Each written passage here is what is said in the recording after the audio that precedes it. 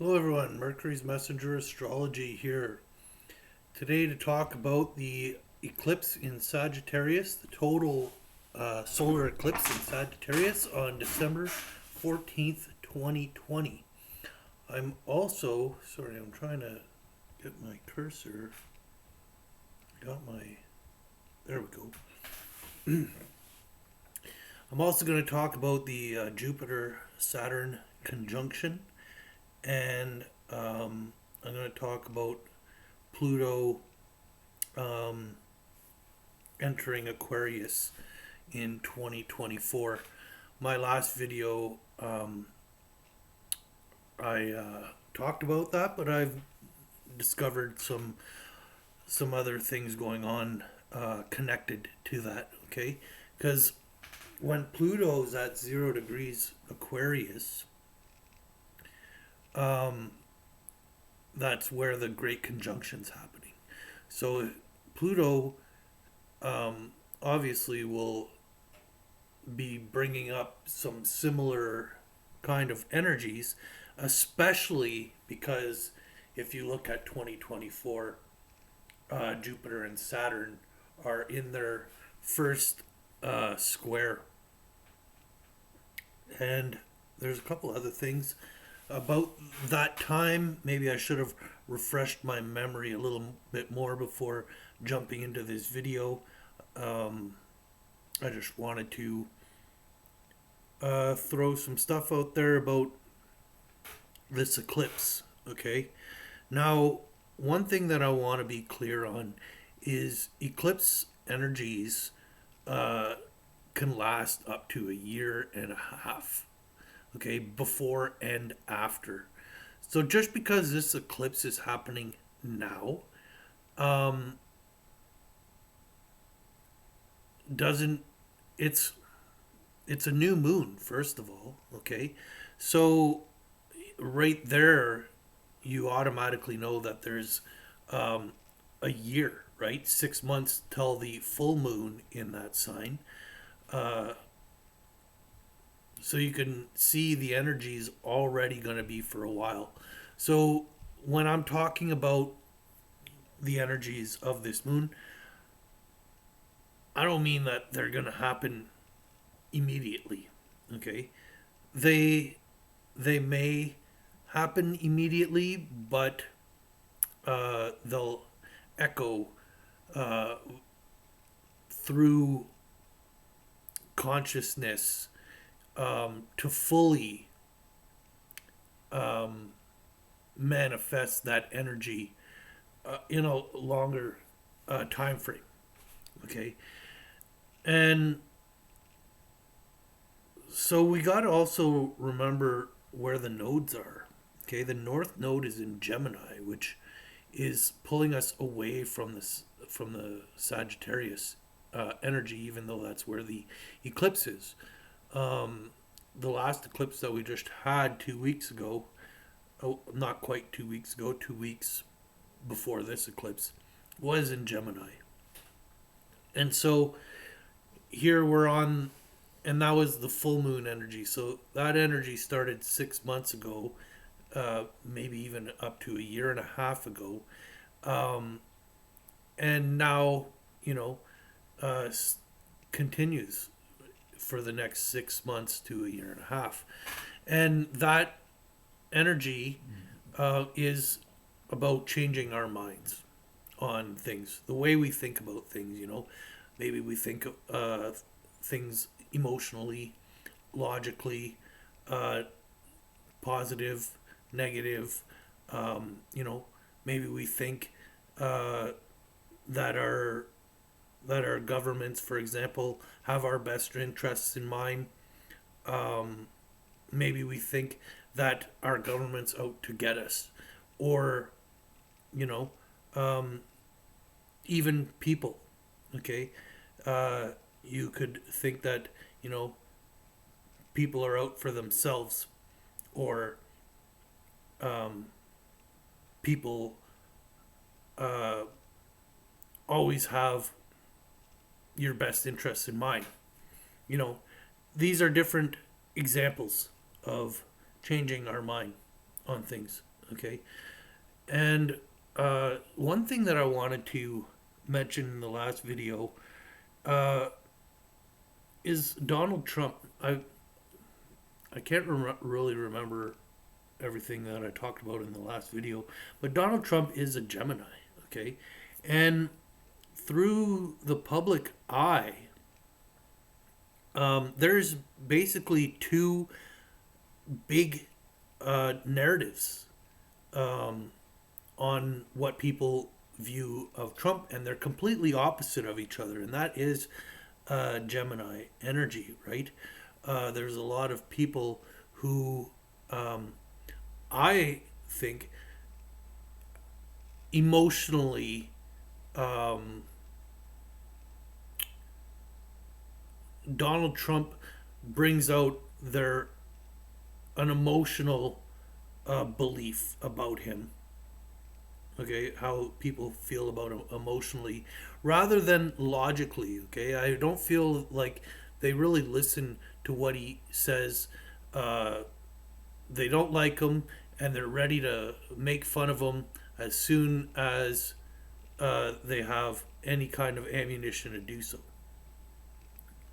Then there's another side, which I feel I fall more on. Someone who had no support at all for Donald Trump, however, has been paying attention to, from an unbiased perspective, um, seeing that he actually has been um, doing some good things, and those are being completely spun. Um, so here you could see, a big division in people. Now, is Donald Trump creating that division, or is it our personal perspective and choice uh, on how we view things that is creating that division? And that division is being blamed on him. However, he is just the one to um, embody the the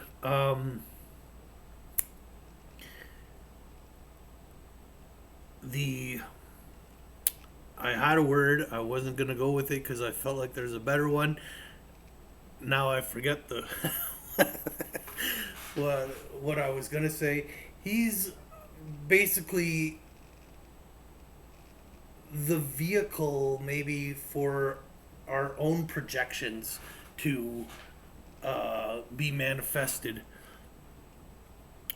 And you know, I wrote a post, just a very short post, the other day about Gemini, saying we're two become one, right? Gemini uh, is the number two in Roman numerals, but it is one unit, one sign that represents two things. Okay, it may also be where one can become two, but in this case, I feel like um, it's a little bit of both, perhaps. Uh, 4 years ago, I feel like Donald Trump really created help. I don't think it was him personally. Um, like I said, it's our projection.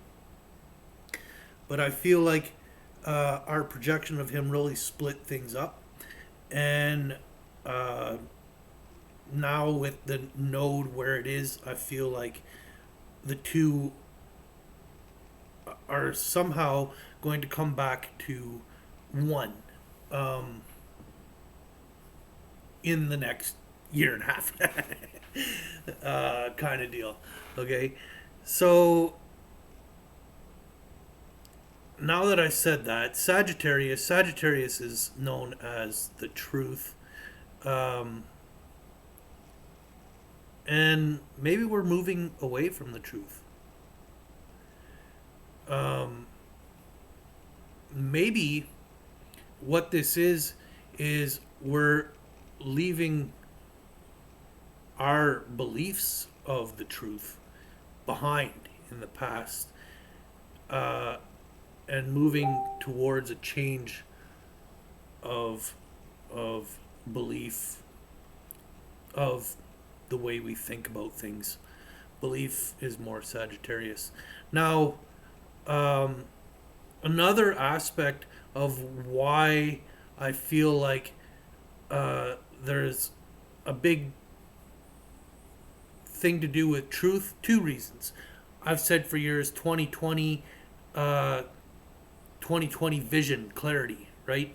That's going to come about in this year. And the astrology, I feel, supports that. One, with these eclipses and nodes, but two, okay, we got a great conjunction happening. But you could see that they're already conjunct. It's not perfect, but they're conjunct in the last degrees of Capricorn, okay? So,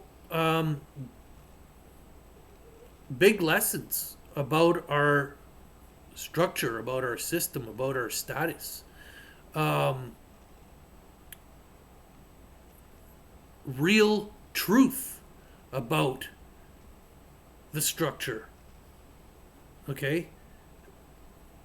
That is something else going on, right?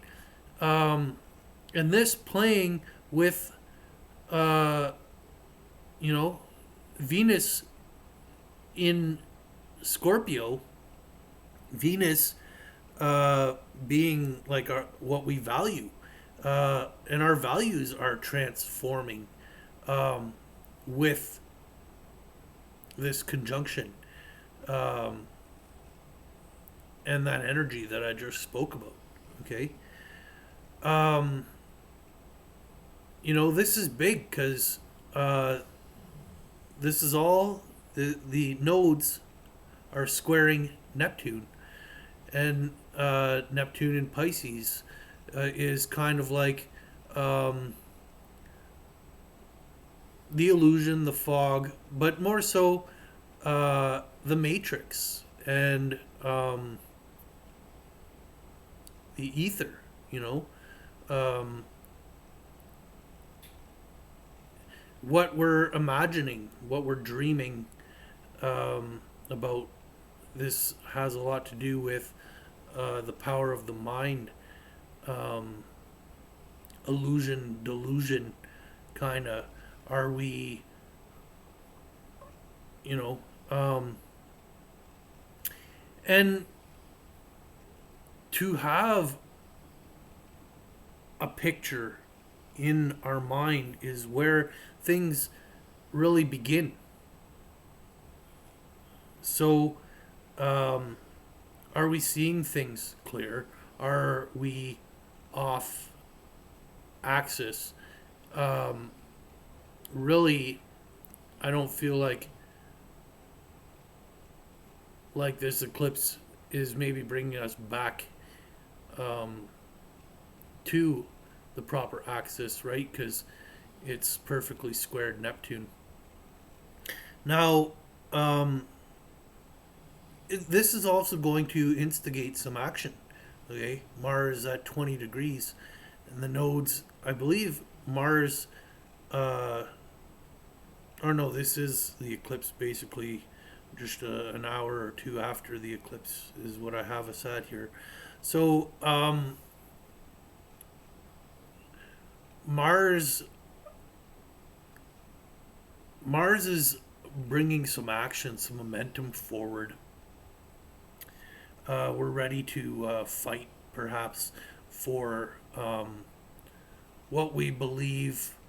But these actions, um, there's an excitement going on with the node.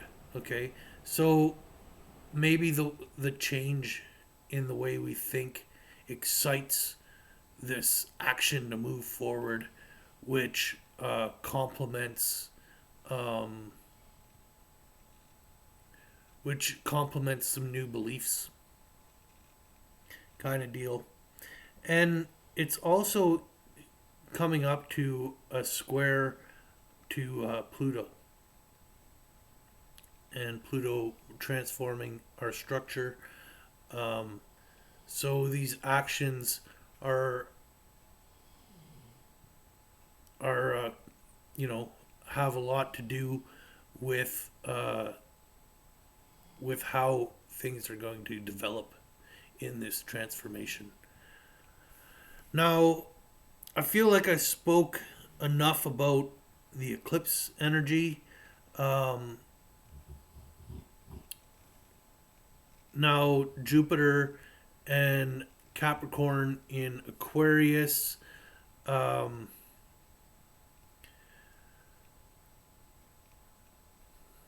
I don't really know what to say about that so much. Because Saturn, as we could see on March 23rd, okay, basically, you know, some restrictions began before that, but when the lockdowns really hit and when the fear really came to be was on or right about the 23rd of March, and that is when Saturn moved into Aquarius. Um, and you could see that he retrograded back into Capricorn, and now he's coming back into Aquarius. And you can see a lot of governments putting restrictions on now while Saturn is in Capricorn.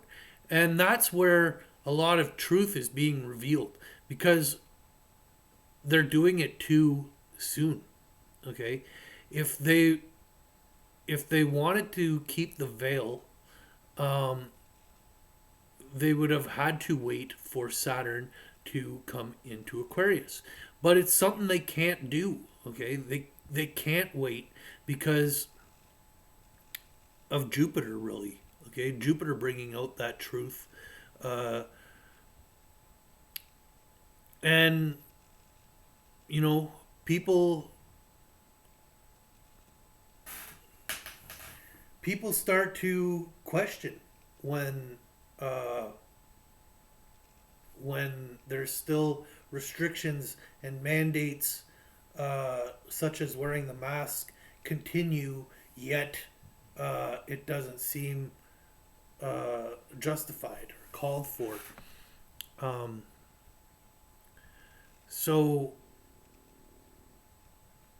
so, yeah, so it's hard for me to really say, you know, is it going to be massive restrictions? Because Jupiter is massive restrictions against the people. Okay, is that going to maybe wake us up, bring some truth out? Um, is it? I don't know. You know, I guess I should know these things before doing these videos. I personally don't like to claim to have the answer. Um, I prefer to um, initiate the conversation, um, throw out possibilities, share perspectives, that kind of deal. So that's what's going on there. Now, I wanted to talk a bit about um, this energy and how this energy now is not even close to over. Okay, I'm saying a year and a half with eclipse energies. Forget about that because, like I was saying, here I saved three dates. Um, One is August and the other two are December. So let's go with the August one first. Now, I just loosely threw a name in there because I wanted to remember at what to look at.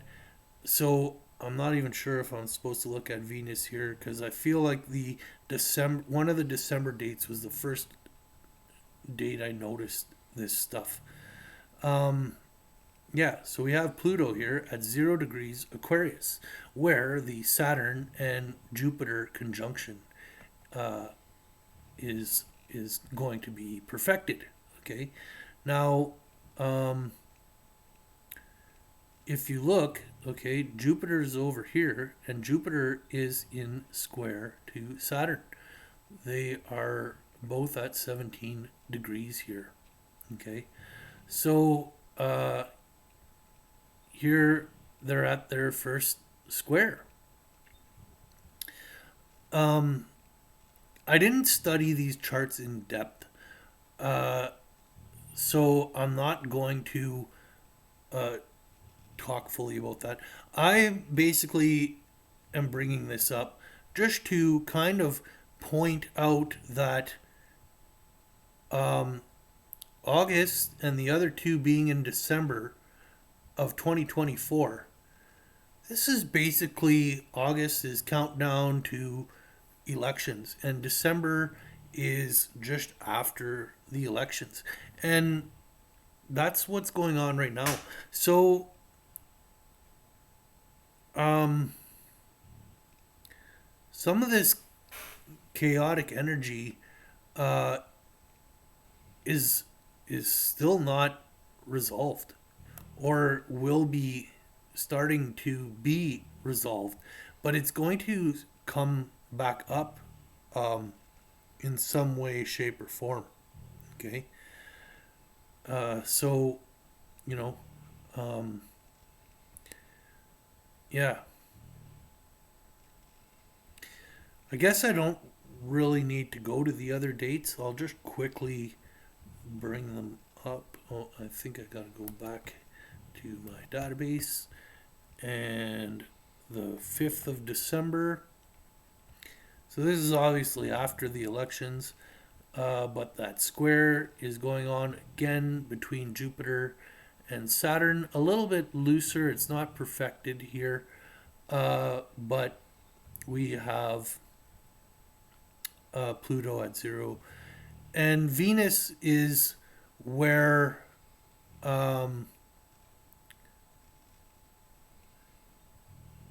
why did I want to bring Venus up? Venus is in Capricorn at those final degrees where Saturn and Jupiter kind of are at the moment. I think Jupiter has just gone to 28 degrees, and Saturn's at 29 right now. Why? Why did I want to bring up Venus? I cannot recall. Anyways, let's maybe check out that last date. Let's go back up here, database, and the 24th. Okay, so here we're coming up to Christmas Eve, which is somewhat interesting because this great conjunction happened. Um,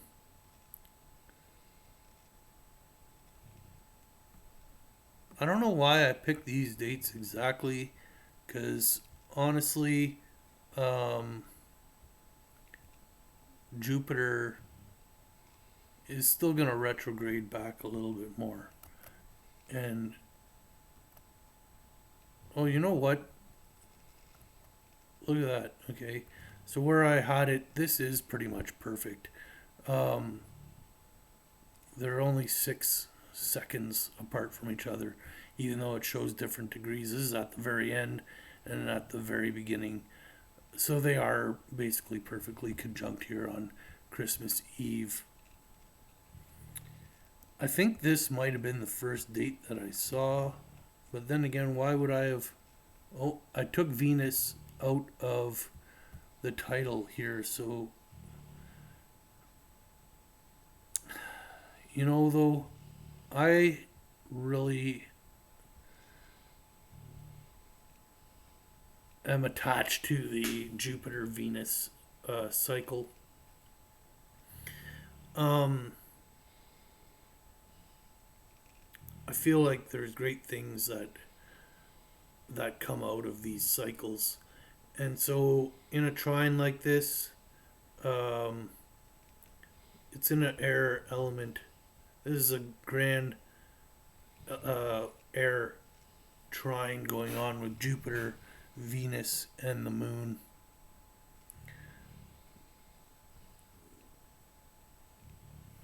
Yeah. Anyways, I'm not really going into depth about these charts. Um, you know, it is a nice chart. Look at it, a kite with Chiron. Yeah, there's some great stuff going on. Anyhow, I'm gonna have to study these charts more on a later date. Uh, I just basically wanted to bring up the fact that um, there's stuff going on around next election uh, season that is somehow connected to this election. Um, so we'll have to see exactly what that all means in time.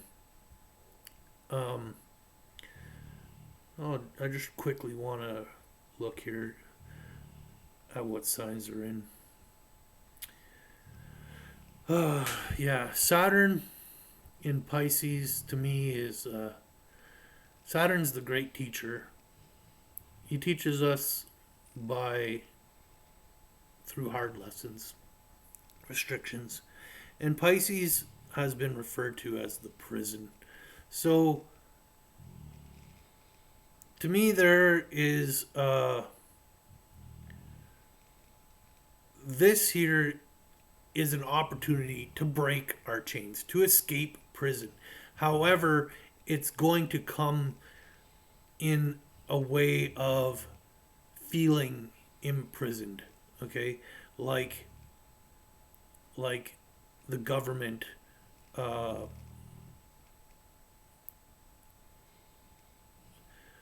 is uh, it's coming after the restrictions on the people.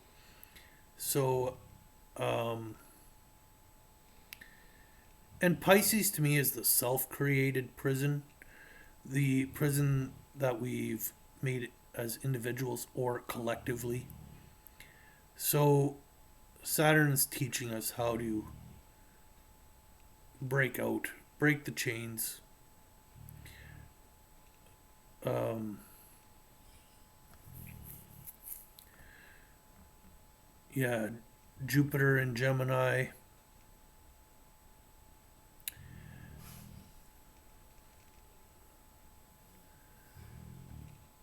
Anyways, I really think that we have some hard times ahead of us until Saturn catches up to Neptune uh, and they come conjunct in Aries at the very beginning of Aries.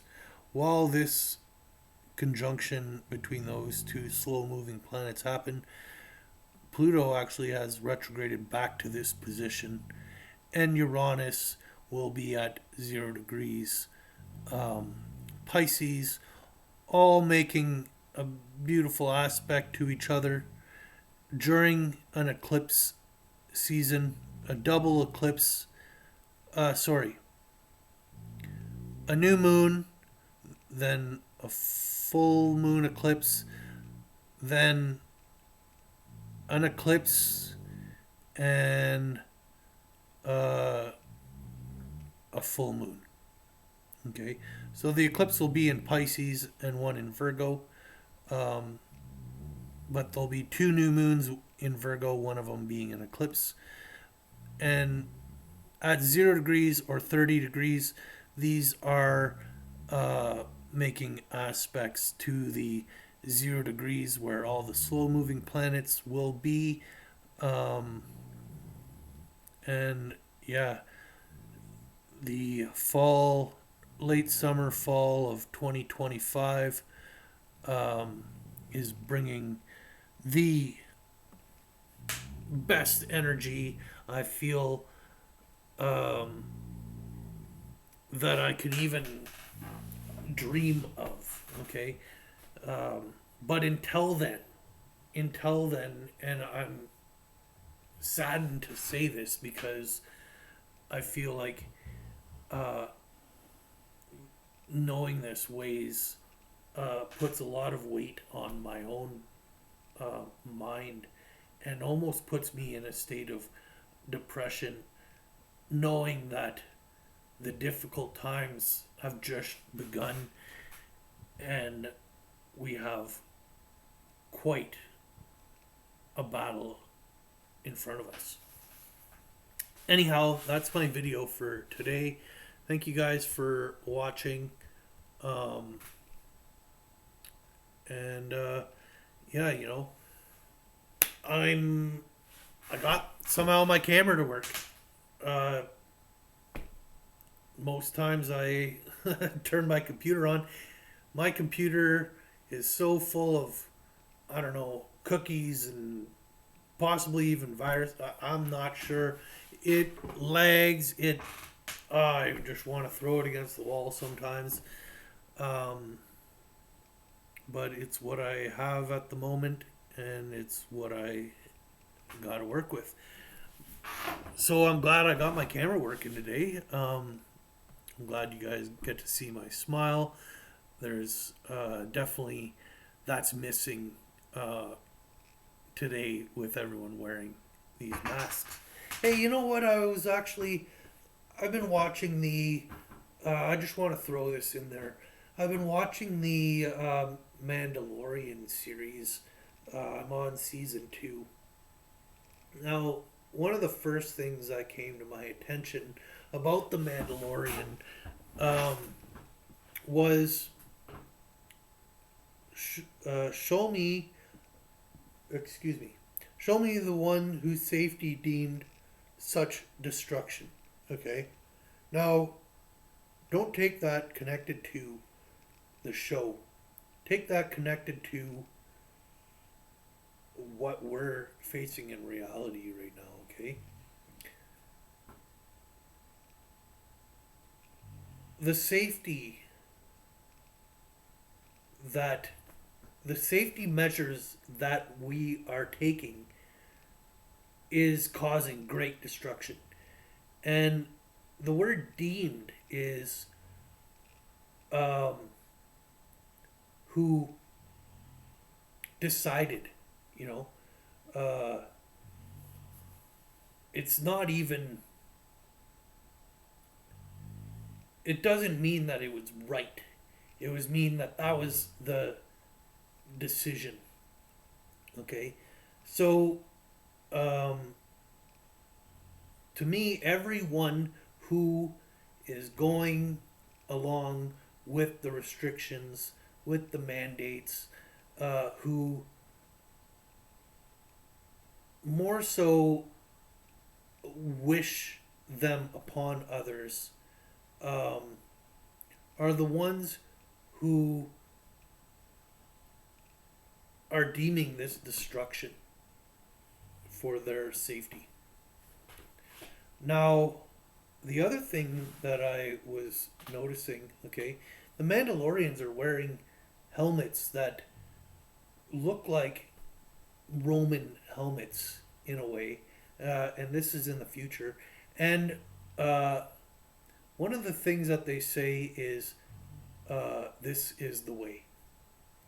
And not taking off their mask. This is the way. You see what I'm saying? There's some mind control, propaganda going on in the show, and there's also some disclosure that is veiled with this story.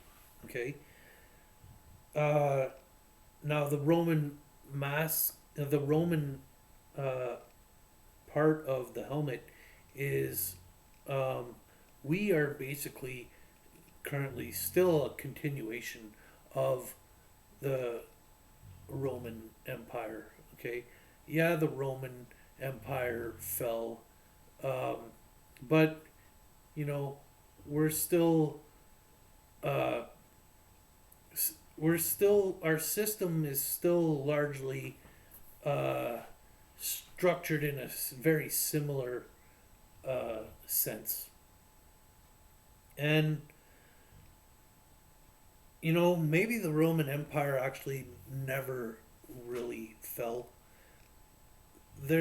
I'm not sure where it came from, but how do you maintain, the best way to maintain an empire is to pretend it doesn't even exist.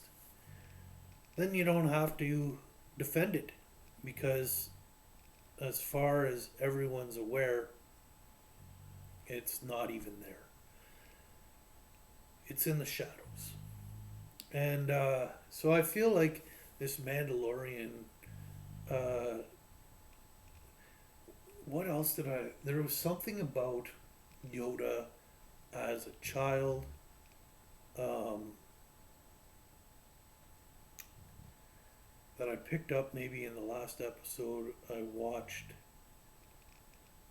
It was maybe about him eating. I can't recall right now.